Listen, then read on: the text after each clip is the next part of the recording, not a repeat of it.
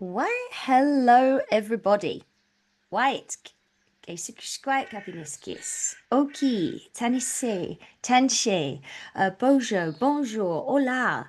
Hi, welcome. If I haven't said hello in a way that speaks to your heart, please feel free to say hello in the chat there or say hello regardless. We're so excited to be here with you on this Tuesday afternoon or evening, or perhaps it's Friday morning. Who knows? We'll find out where you're zooming in from in a little bit. So some folks are finding some of those buttons in the bottom. So before we go any further, we are in webinar mode.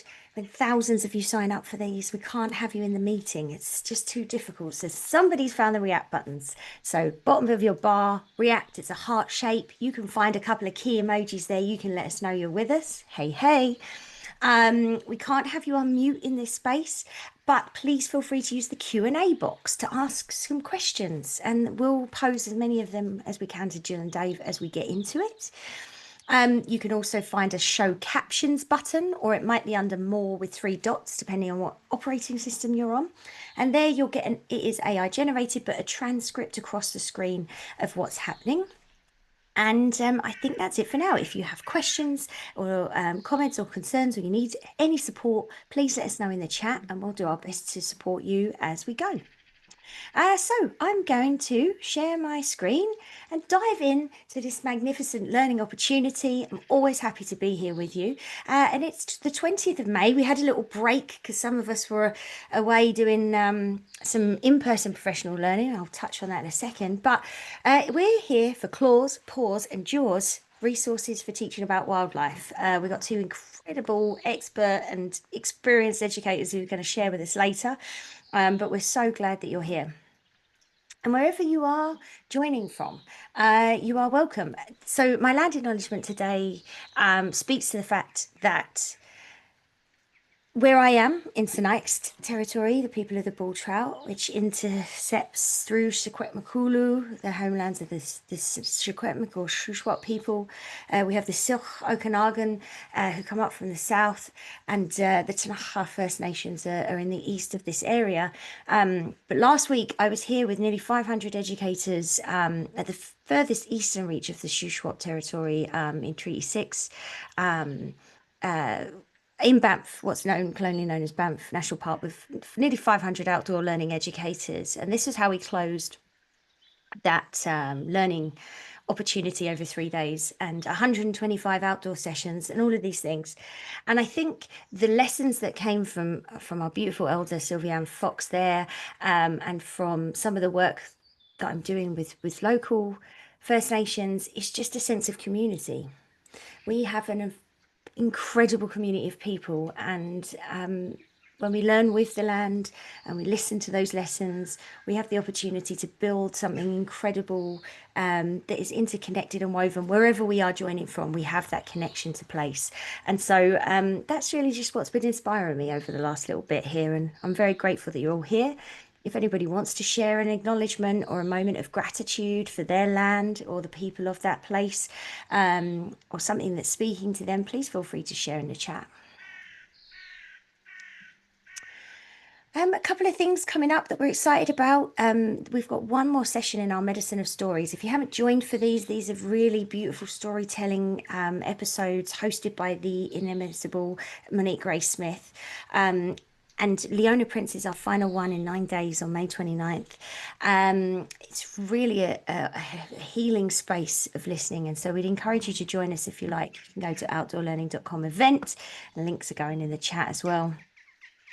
But the big news, we've been doing this now. We're in our 4th year or season of 4 seasons of Indigenous learning, something that was birthed out of inter-organizational work bee that our director of Indigenous learning, this incredible woman down here on the bottom right, Jenna Jasic, cultivated just for us to grow as a team, has now transformed into something that is offering an opportunity for lifelong learning to thousands of educators across North America, or what some might call Turtle Island, and even beyond, because there's a lot of messages there that you can then translate to your own Indigenous people if you're not from this space. So, season one, now foundations. If you've completed that, you can move into learning with and from the land in season two. Season three, we get to meet in a meeting in person and learn about some of the protocols around engagement with Indigenous folks. And season four will be released. Is really about taking reconciliation and moving forward with this learning in your real life and in your educator spaces. Whatever season you're doing, we meet together once a month on Zoom to listen to a diverse group of incredible speakers share their personal perspectives on truth and reconciliation. And so, Super Early Bird is open now. I would highly encourage you to join us. We have a really fantastic time, and it has been just life changing for me as a person to participate in and help host. So, I hope you'll join us there. As always, we partner with the incredible Take Me Outside, and today we have a new friend, Michaela Binders, here to join. Thank you, Jade, and hello, everyone. My name is Michaela. I am the admin and comms coordinator for Take Me Outside, and really excited to be here on behalf of our organization today to get to listen in on this amazing workshop. I'm joining you from the unceded traditional territory of the Comox First Nation. This land that I'm on is also known as the Land of Plenty. It's a place of abundance and of deep connection to the forest and the ocean and the mountains. Very grateful to do the work that I do here. We also have an exciting program that I'd love to share with you, which is our outdoor learning certification program. We've had over 1,500 educators take this course now, and we've recently incorporated a lot of feedback to update it and to make it better than ever. We're also really excited to be offering it in French as well. So it's a 30-hour asynchronous course. It's self-paced, includes virtual workshops, and has 10 modules of outdoor learning for professional development. Amazing. So, if you're really enjoying the space that we're creating and knowledge sharing here, you can come alongside that and learn asynchronously and join us. Okay, it's always really fun to find out who's here with us. So, I'm going to launch a little poll on the screen here. There's two questions if you give it a little scroll. And as you listen to the bird song, if you would share with us who you are. We recognize that some of you might do multiple roles. There is a limit to the poll. You can't pick multiple. So if something's not speaking to you, feel free to share it in the chat. And, rest of the world, there's only a certain number of boxes that we're allowed. So if you are rest of the world, please feel free to share in the chat where you're joining us from and we can see what the reach is. Oh, lots of loves coming up. How nice. See, even when we can't see each other, even when we're in the virtual space, the community here is second to none. It gives me life. I was just saying, I was a bit tired. There's been lots going on. I was eating junk food, and then I'm in this space, and I just feel emboldened and lifted up by all of the folks participating here and sharing in the chat. So thank you. Okay, I'm going to close those polls in just 5 seconds.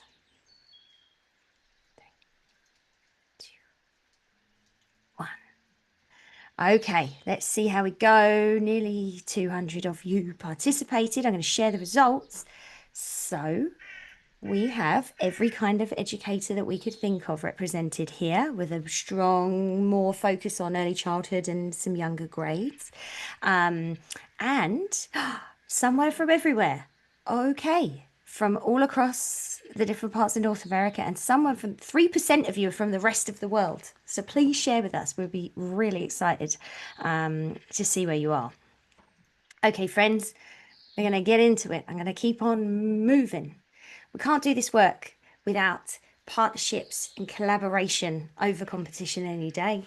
And these are our people. So on our website, on our partnership website, we have over 100 outdoor learning partners who have cultivated resources, funding support, information that might be place-based or specific to water or climate education. But we really feel with the Outdoor Learning School, with the Outdoor Learning Store, with all of these partners, that we are the one-stop shop for all your outdoor learning needs.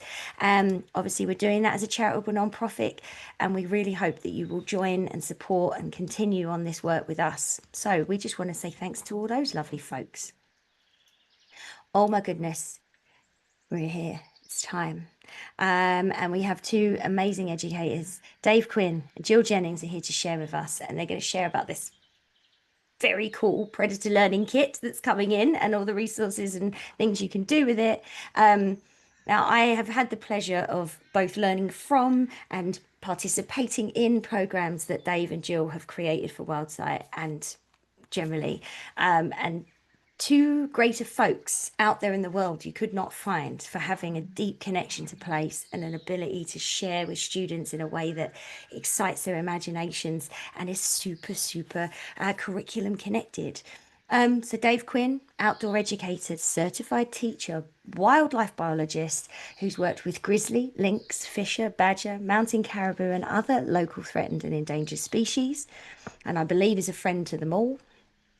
Dave has been designing and delivering place-based education programs that connect people to the wild for over 30 years. Sorry, show your age there, sir. And he and his family are honoured to live in Tlahamakis in the homelands of the Taha. Jill Jennings has spent her career immersed in environmental education. She's the person that brought the track sheet and working with tracks into my life, and I'm so grateful for that. Whether you're singing and dancing about Nietzsche, as an interpreter, or leading and developing in environmental education programs, now as the education coordinator with WildSight, again on to Makis. I'm so grateful that you're both here and that you, Jill, have inspired by the rich cultural and ecological connections, are here to share with us your fantastic expertise. And so I will stop sharing and pass it over to you. Thank you for being here. Thank you. Welcome, everybody. We're so excited to be here tonight. Yeah, you don't need to worry about mentioning my age. It's sort of evident. Yeah, it's been a great, a few decades working with, people like Jade and Duncan and Jill and with all the furry critters that we're going to talk about tonight. And we're just really so honored that people joined from all over this amazing planet. It's really exciting to see who's interested in this kind of stuff. We're all about building connections with the wild world and hoping to see a future for all of our neighbors through the connections that people make and decide to make space for them. So mainly we're going to talk about kind of everyone's favorite topic, poop, tonight. Yay! And tracks and other things as well. But really, as a wildlife biologist, I very rarely get to see the animals that I study, which is kind of it's not the end of the world. But in BC in particular, we tend to start studying things when they're almost gone, and we sort of some of us feel like we're kind of just documenting extinctions at this point. But we do get to bump into things once in a while, but we just really need to be detectives, and we need to be out there looking and using our noses and our eyes and just trying to interpret the signs that we see out there. And that's sort of what these programs and these kits are all about, is bringing some of that mystery and wonder and that connection to your homes, if you're homeschooling, to your classrooms, to your early childhood education centers, wherever you're happening to do these programs. So we picked carnivores for this particular night, this evening, and this kit for a few reasons. First of all, we just love carnivores. They're so cool. So cool.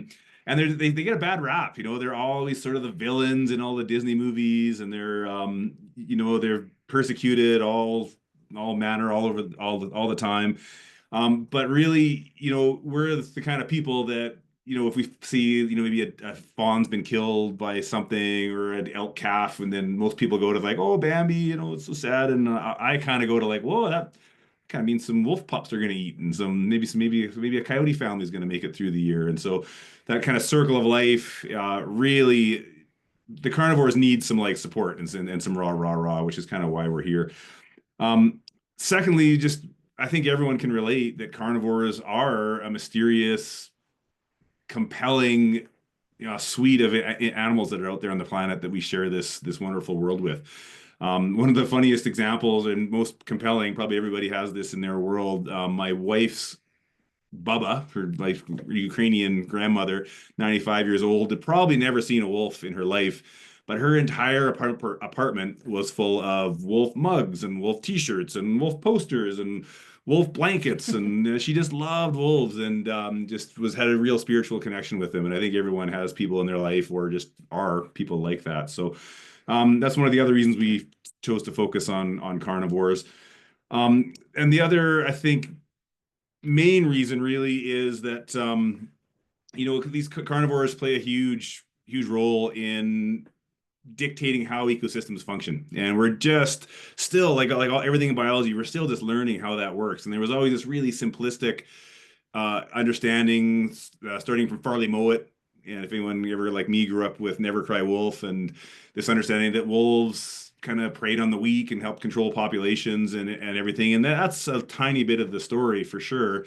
But carnivores dictate behaviors of prey animals as much as they dictate population levels. And we've seen that with the Yellowstone example of going from 0 wolves. The wolves were shot and trapped and poisoned out. And a very controversial introduction in the 1990s. We moved wolves in from northern Alberta down to the Yellowstone ecosystem. And there's, definitely some changes in populations of prey species, but there's been a huge shift. And we see things like fish habitats way better because the elk aren't living in the creek all summer long. They actually have to move out. There's changes in nesting bird habitat because the deer and the bison aren't just grazing all the shrubs down the valleys. They come and get a little nibble and they scurry back up into the hills to get away from the predators. And so that behavior change is a really huge piece.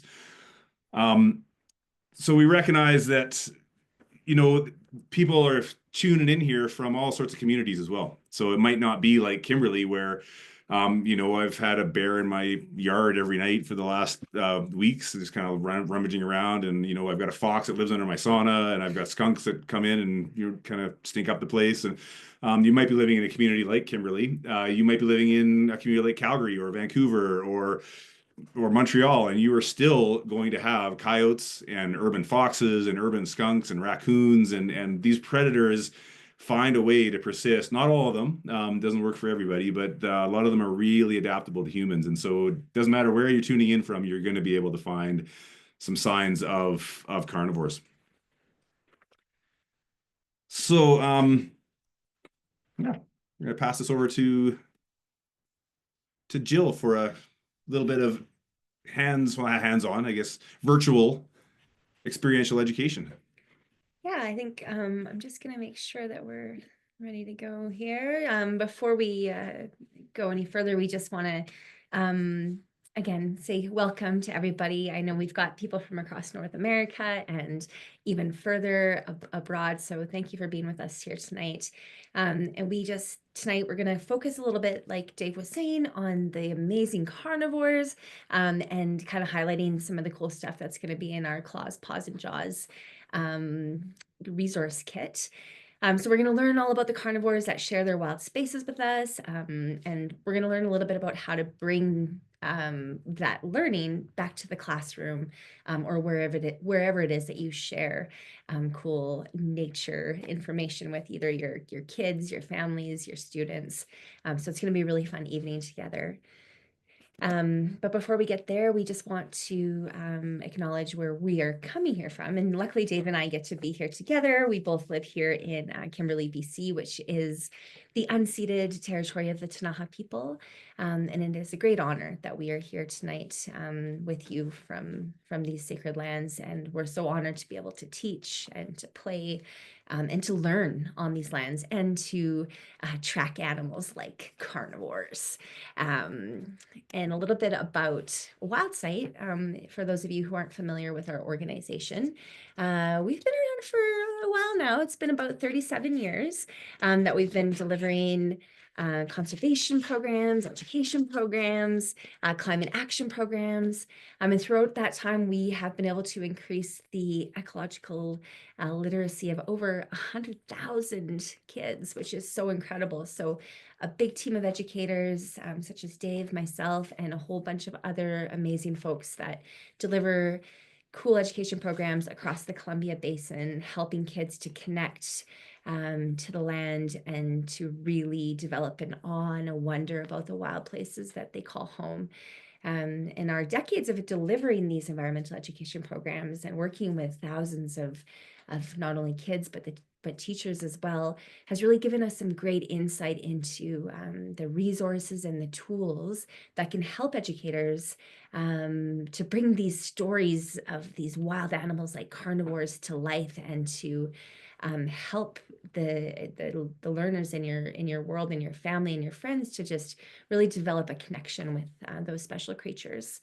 So tonight we're going to share some more details about the resource that we mentioned earlier, the Claws, Paws, and Jaws Predator Learning Kit. But from now, I would really like to take a moment and just tune into our own inner carnivore spirit. So this grounding activity that I'm going to share is something that you could use with your learners, or even for yourselves before you go on your next walk, just to really imagine and sort of try to embody the spirit of some of the wild animals that we share these lands with. And it's great with kids. It can help to shake off some of the distractions that are there and help them to settle in, tune into their wild side. And it's perfect for just awakening our inner animals. So as we journey through this experience together, I'll just invite you to just really use your imaginations. Maybe you would like to close your eyes. And collectively, why don't we all take a big, big inhale. And let it out. And we're going to connect to these inner wisdoms that we all have within us. So first, I want you to imagine you are a red fox. You're agile and alert. You've got a coat that's deep orange with white fur.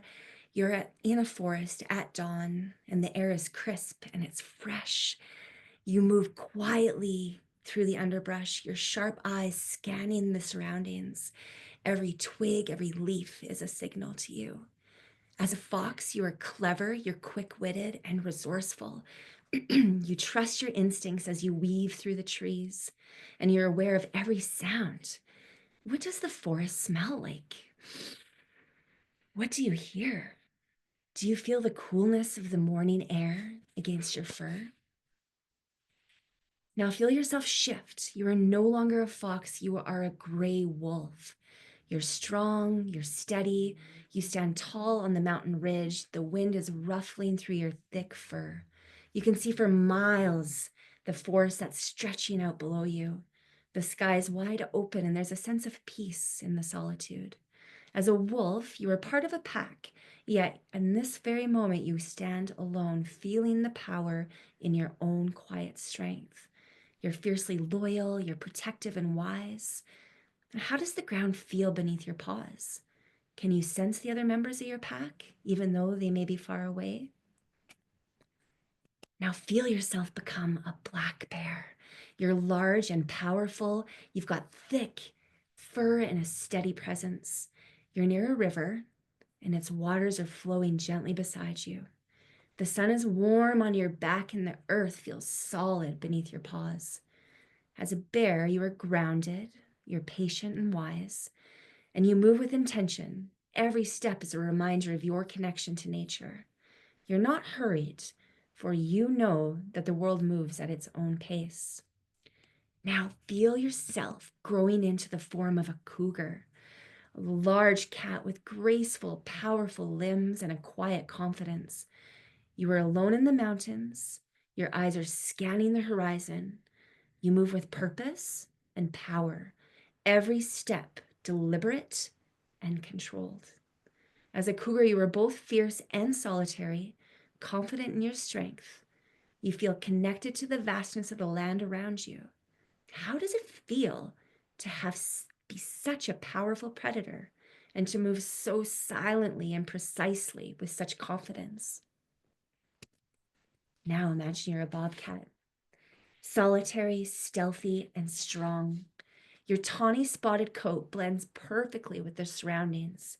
It's early evening, and the golden light filters through the trees as you crouch low, every muscle poised and ready.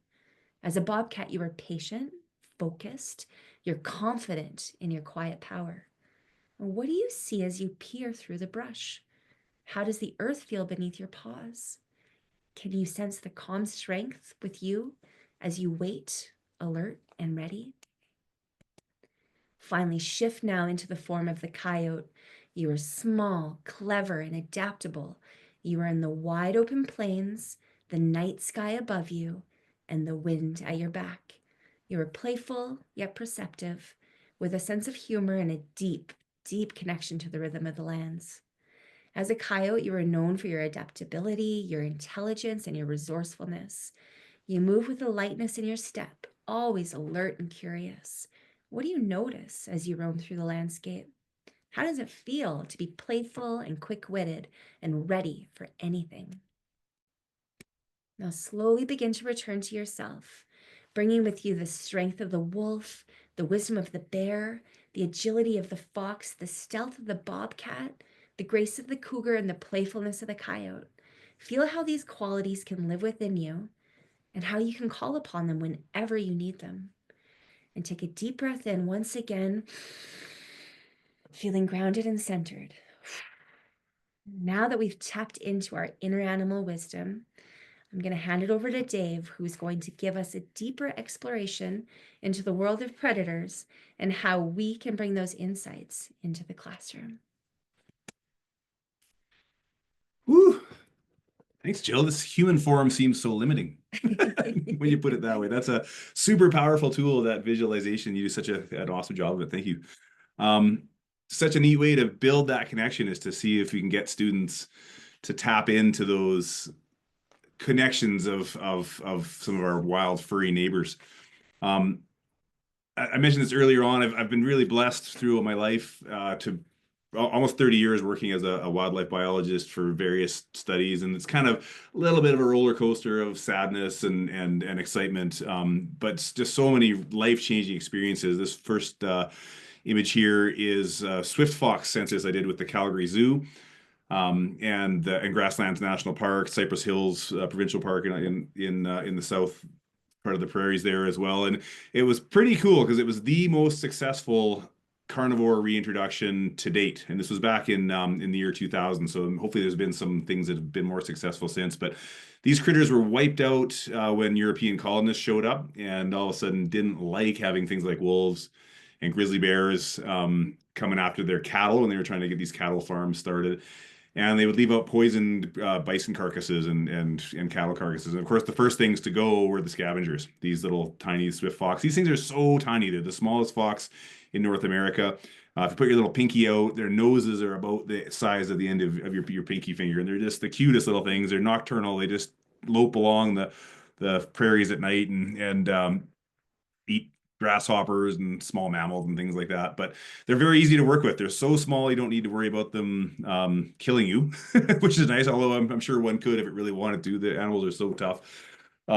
But we take advantage of the fact that they really like going into burrows for protection. So we could set these baited cage traps out, check them, set them at 6 at night, check them at midnight, check them again at 6 in the morning, and then close them up. And if there was a fox inside, we just put a denim bag like you see on my lap here over the end, open the trap, and the fox goes firing into that bag, and you've got a very agitated fox in a bag, and you kind of carefully find the pointy end with your elbows and kind of hold on to that with your one hand and do all the tests we need to do, see what sex it was, get a hair sample for DNA, and do all our population analysis. And it was a really cool project to work on in the southern prairie winter. Kootenai, this is one of my favorite critters. You can see those giant feet of the lynx. Kootenai is the Tanakha name, the real name for these critters in this part of the world. And this was a pretty sad study in that we trapped lynx almost to extinction in this part of the world. Extirpation, I guess, is the more accurate word. And then we decided, we better study those. And so we worked in Banff and Kootenai and Yoho Park, and then a little bit into British Columbia, although there wasn't many lynx left in BC at the time. But this study did help kind of change some of the trapping protocols and hunting protocols that recognized that these things needed to be protected more. But to be able to hold, we had to sedate these critters because this could kill you very easily. These little cats, 18 pounds is a very big male lynx. They're tiny animals, very skinny, giant fur coats. But there's actually a video on YouTube, if you look it up, that has a lynx actually taking down a full-grown mule deer. They're tough animals. And mostly they eat things like snowshoe hares, obviously, and squirrels and grouse. But our animals down here, our cats, were eating things like deer and mountain goats as well, which is pretty cool.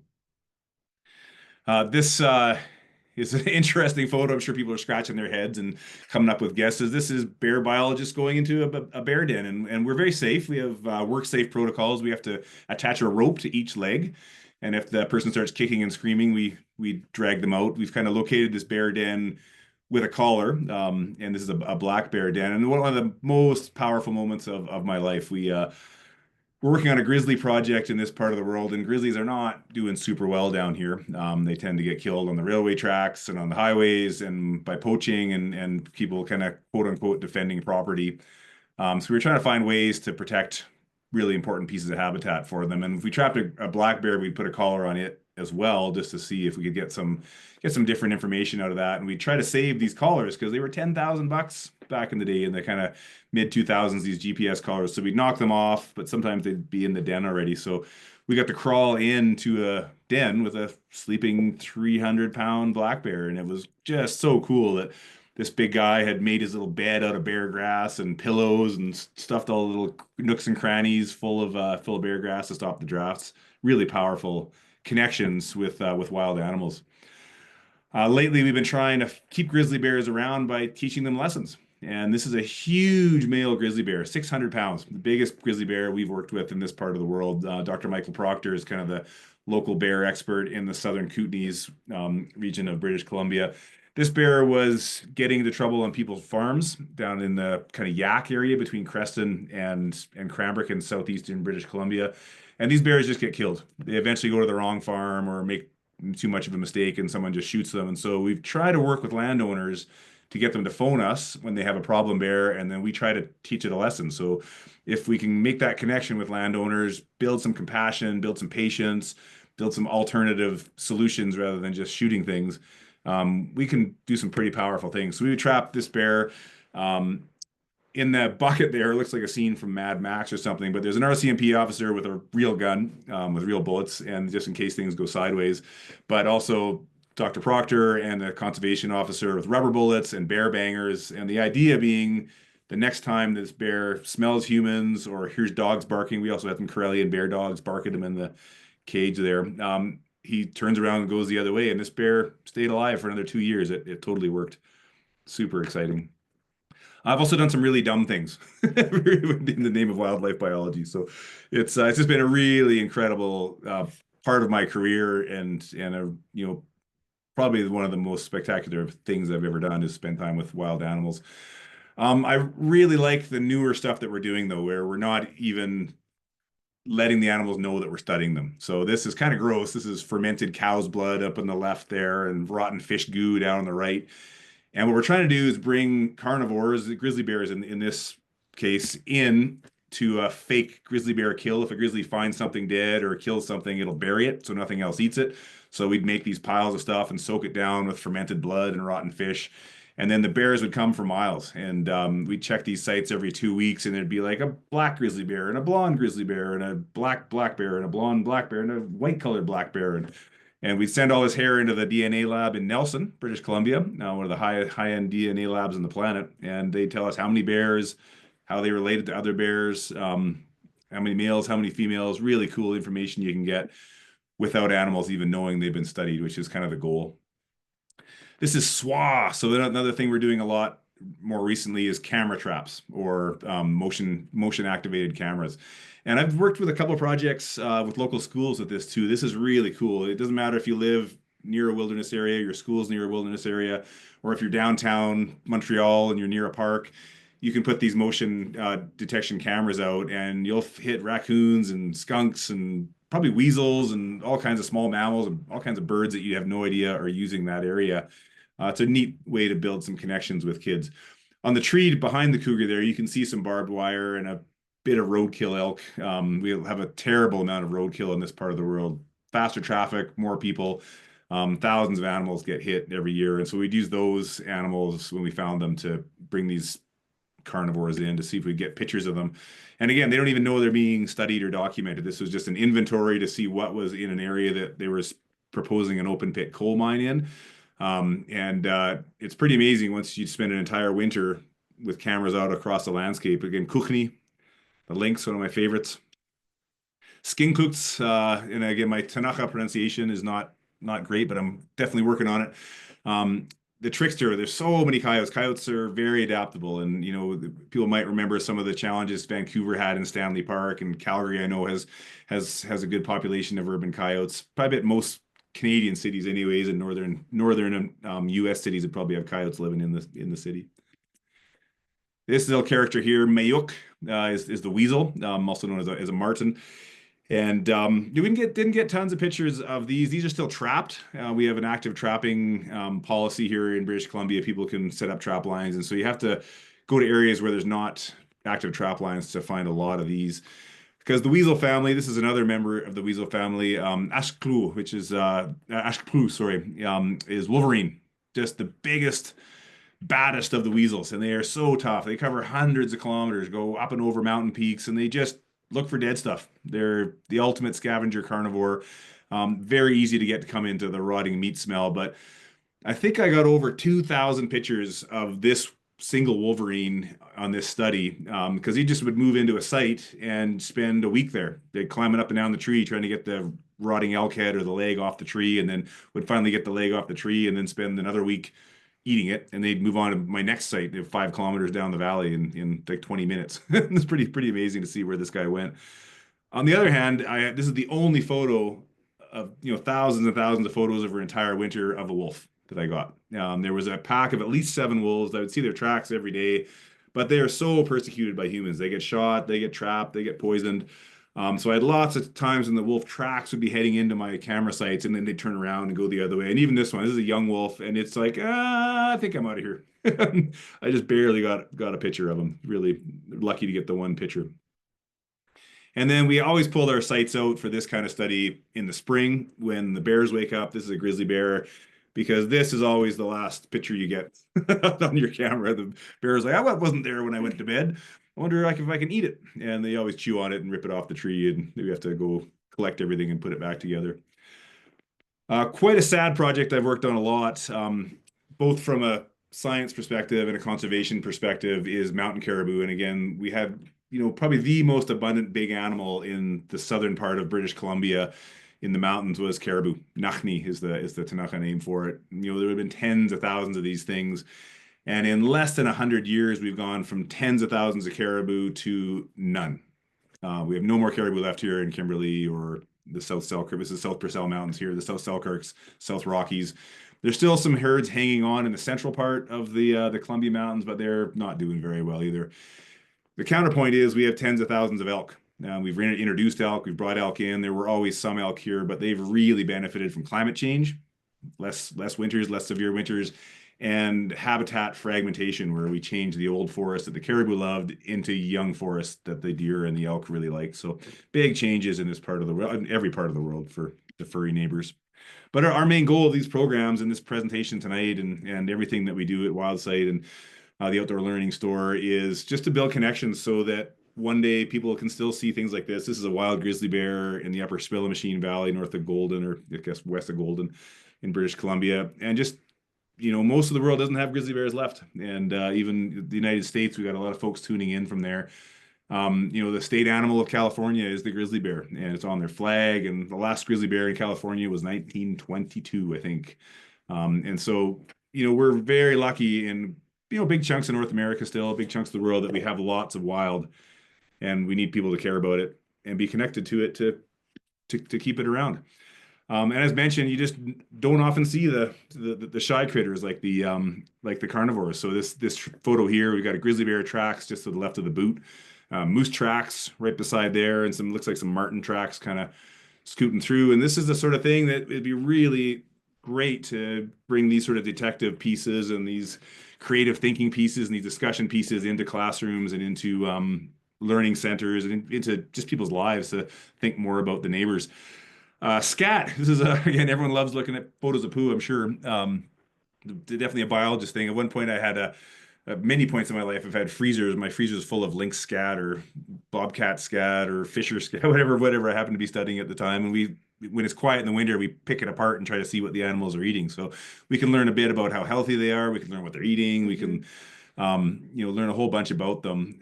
But the thing to keep in mind when we're teaching about and learning about nature is that there's almost never an always.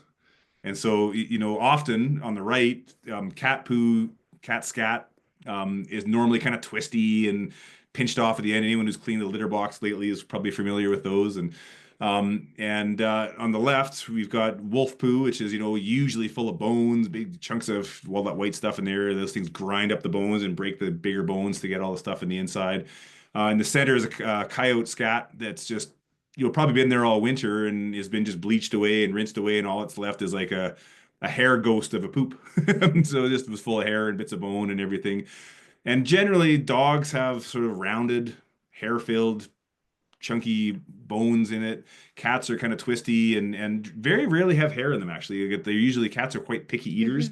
They have very sharp teeth, and they're just shearing off chunks of meat, and they're pooping out just black smooth turds, and it's that's kind of a common thing. But sometimes, like this one, you do find some hair in it. So again, we're just really keen on getting discussions going. There's no right answer when you're learning about this kind of thing, and most really good trackers out there will never look at a scat or never look at a track and go, that's for sure a grizzly bear, or that's for sure a cougar or a coyote. They'll want to check it out more and look at the pattern and look at the behavior and follow it for a bit. And so with our students and people who are just getting into this, any sort of discussion, any conclusion, any connections that we make is full success. This is some links tracks here, one of the projects I worked on over the years. And, when you are tracking, you're looking, I mentioned, at patterns as much as anything, and track shape. And the track on the left, you can just see those big furry mittens of the lynx. They're not clean, they're not crisp. This animal has giant feet and very hairy, and you can see where this, the fur drags in and out of the snow. And cats are quite funny. Like, cats like pooping on high objects. They'll often scrape together a little mound of snow like this one and then deposit their treasure right on that, or they'll find a high bit of stump or something. It's very interesting to watch the different behaviors and the marking that goes on for territories. Wolves do that a little bit as well, and they'll have rendezvous points, and coyotes with their packs. So you can learn a lot by looking at scat. You can learn a lot by looking at skulls and how they're shaped, how the teeth are shaped, where the eyes are, and that's kind of the main intention of some of the tools that are in the claws, paws, and jaws kit. Yeah, thanks, Dave. I think the really great thing about carnivores and diving into them is that they're kind of sexy, right? They're big, often they're big, they're definitely elusive. They're animals that we don't always see. And students are just almost immediately excited about learning more about them. So even tomorrow when you're back out there with your students, there's some small things that you could do just to help build the curiosity and the awe around these animals. Even going out for a walk in nature, or even around your urban neighborhood or your playground area, and just getting down and looking, getting down to the ground, awakening those senses to, simple things like the deer ears and the owl eyes and the raccoon hands, and the fox feet, when you're really being mindful of how you're stepping. Just get kids to do those things. Get low to the ground, see what's happening. Of course, if there is scat there, go through some of the important safety stuff. Obviously, we're not going to touch it with our bare hand, but is there a big stick nearby? Can you just poke it? Can you see what's in it?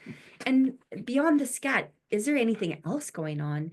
Like, these are the things that biologists do, and you can build up upon that too. Like, oh my gosh, like Dave Quinn, the biologist, this is exactly what he does.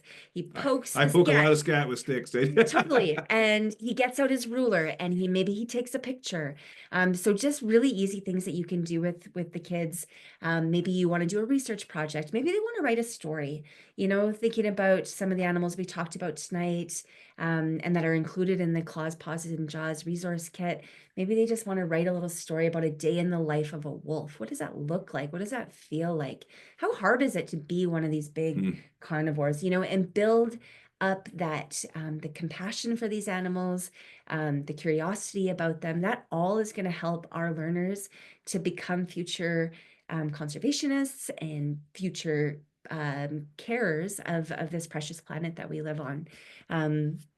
So like we mentioned, claws, paws, and jaws, the predator learning kit just has so much cool stuff in it. So you've got tracks, you've got scat, you've got skull images that go into detail with how the teeth and why are the teeth shaped like that? Why do they need those jaws? You know, if you're a cat and you need those powerful shearing canine teeth, or are you a wolf, then you've got these really Crushing teeth, power yeah. crushing teeth and you're crushing through the bone. And that's going to tell you a little bit about how they can eat what they can eat. Within the kit as well, there is a backgrounder that Dave helped to co-write. So you're going to learn about the conservation status of these animals. You're going to learn about just some of the really cool facts about them, their ranges, their diets, all kinds of really cool information that your students are just going to get so excited about. Awesome animal cards that have these really lovely pictures.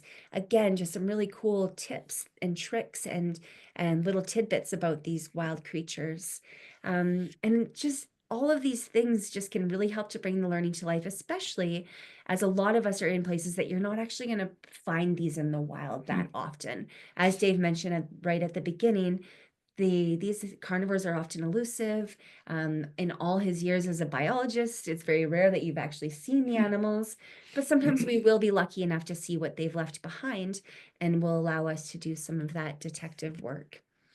Another really cool resource that helps students to dive into what's happening when we're not there is the Stories in the Wild Tracks and Traces resource kit, which is still available on the Outdoor Learning Store.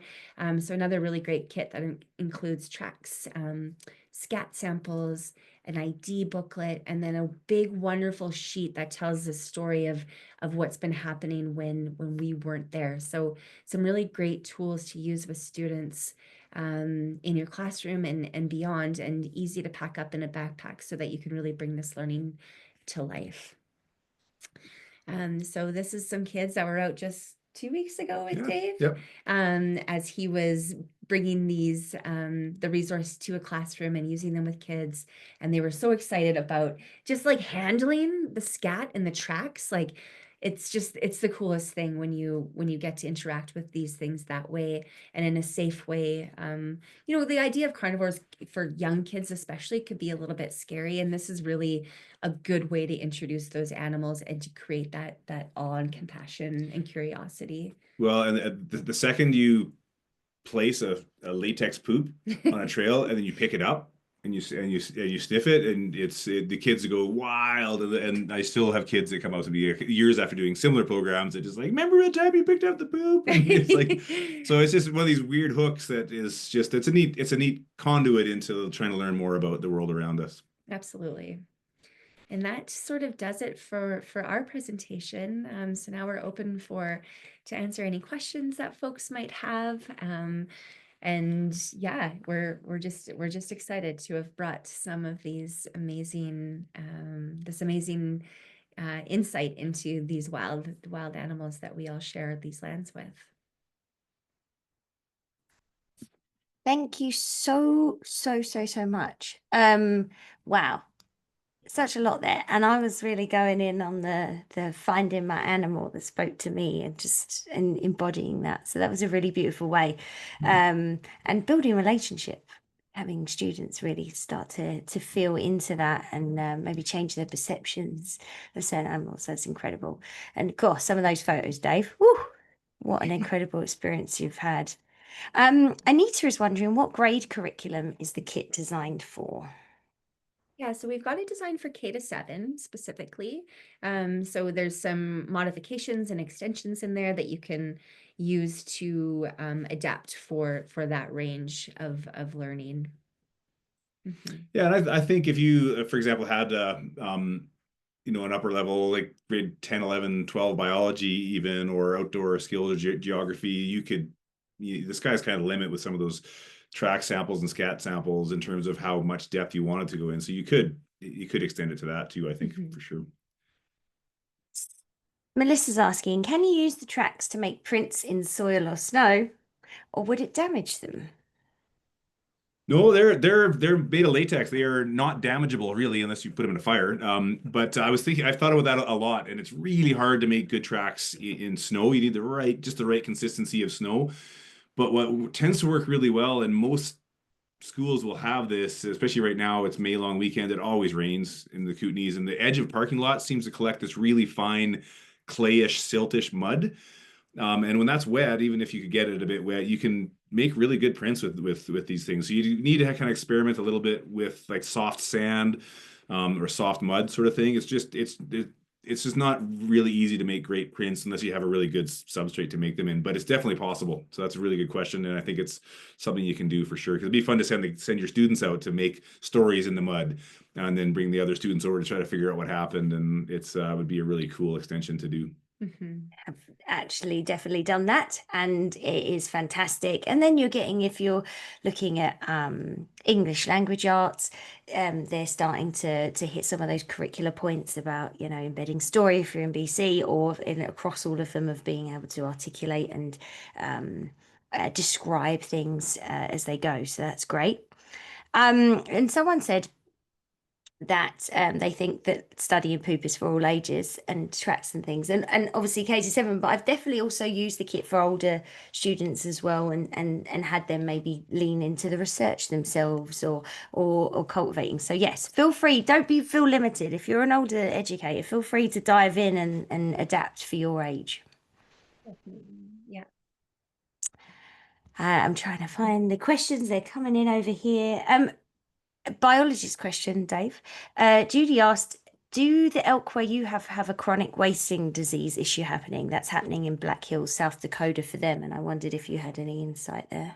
That's a pretty timely question. So we have just started to see CWD, chronic wasting disease, trickle up from Montana.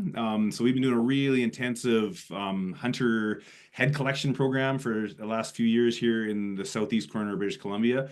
And I think we've have 5 cases now, and it's all in deer, and it's all from one little area south of Cranbrook. So it haven't had any cases in elk yet. It's just a matter of time.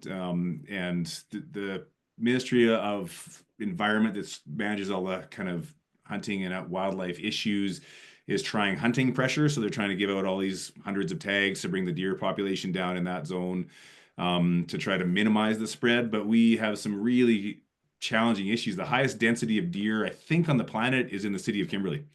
We have 40 to 50 deer per square kilometer living in town here. So when it gets into town here, it's going to be a nightmare.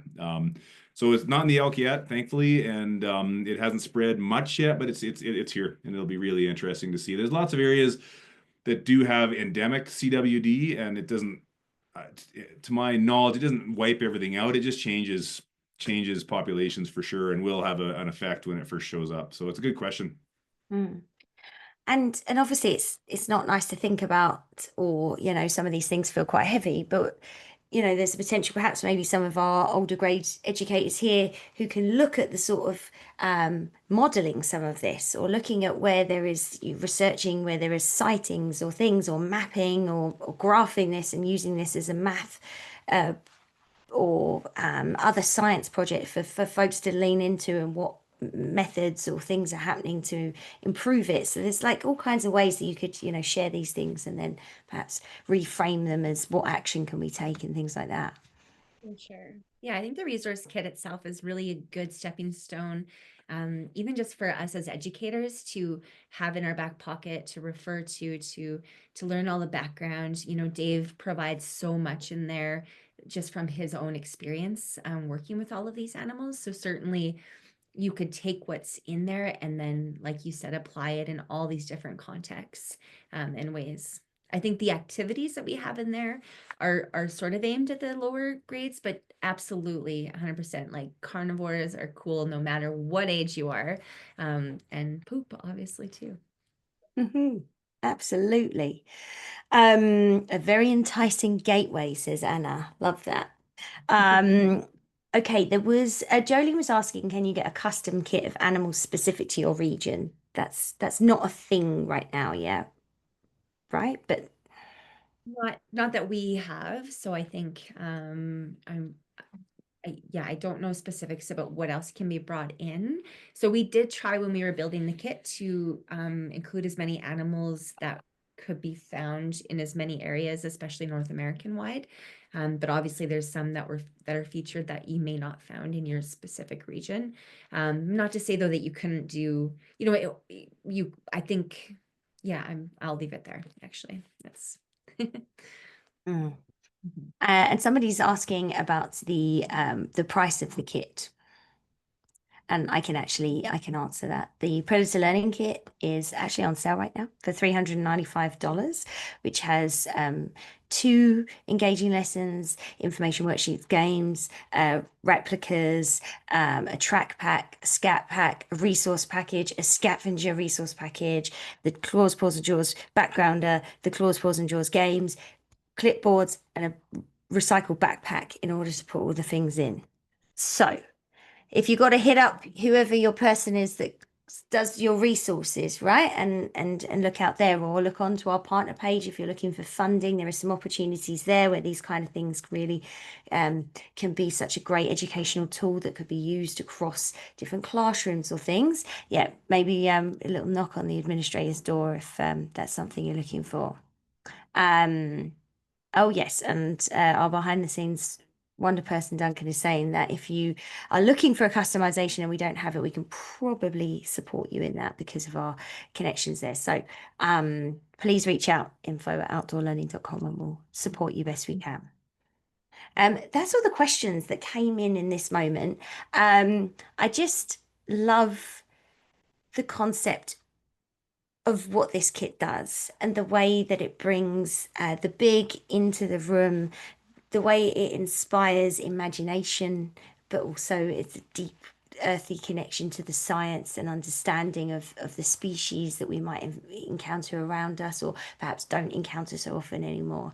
And so for me, these kind of resources can be so transformative to students in their interpretation of place. And so thank you so much for all the work you've done in creating these amazing resources and for all your expertise this evening. Thank Thank you. you, Sukni. Sukini, Sukini. Grateful from the bottom of our hearts. Oh yeah, Michelle's getting in there. Students can observe, draw, measure the skulls, look for clues. It's, possibilities are endless, friends. So dive in with us. Okay, so friends, don't leave just yet. We want to give away a couple of gift prizes for you. We'll say thanks to Dave and Jill again. Feel free to take your space if you need and go about your evening. But we have 4 prizes for you. And those are 2 $25 gift cards to the Outdoor Learning School and store, and 2 $25 gift cards to the Take Me Outside store. So I'm going to say the names, and Michaela, who's in the background here working hard, is going to write them down, and then we are going to find you and send you an email. Okay, first winner is Coralie, Corely Haleman. Coralie Haleman, you are the first winner this evening. Thank you so much for being here. Scrolling, next winner is Pritpal Kaur, Pritpalkaur.